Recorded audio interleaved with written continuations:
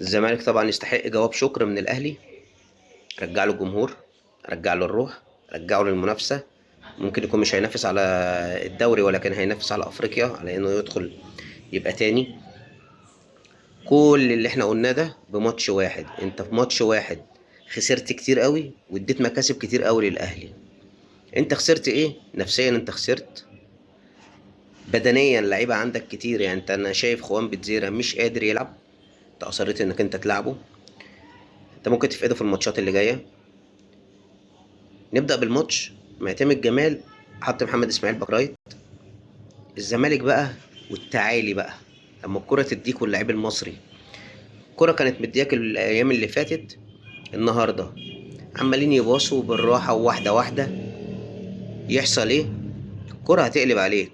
تفتكرش انت لما تتعالي على الكرة الكرة هتديك؟ الكرة هتقلب عليك.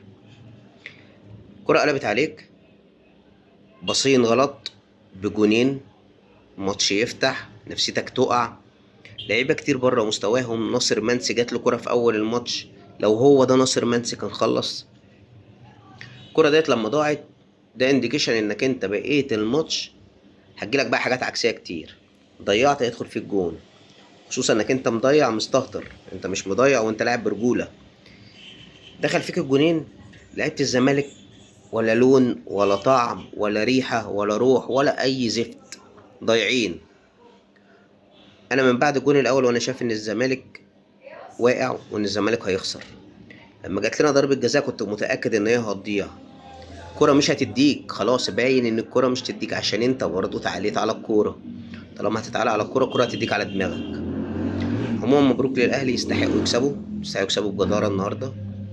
يمكن خططيا مفيش حاجة خططية في الماتش تتقال، غير ان بن شرقي هو اللي كان متألق، هو اللي حرك فرقة الاهلي وكانت ماشية معاه زي عادات الماتشات اللي فاتت. بن شرقي اللي هو نايم طول الموسم بيجي في ماتش الاهلي بيفوق، زي مايلي اللي بيبقى طول السنة نايم يجي في ماتش الاهلي يفوق. في لعيبة كده بتتألق في ماتشات معينة.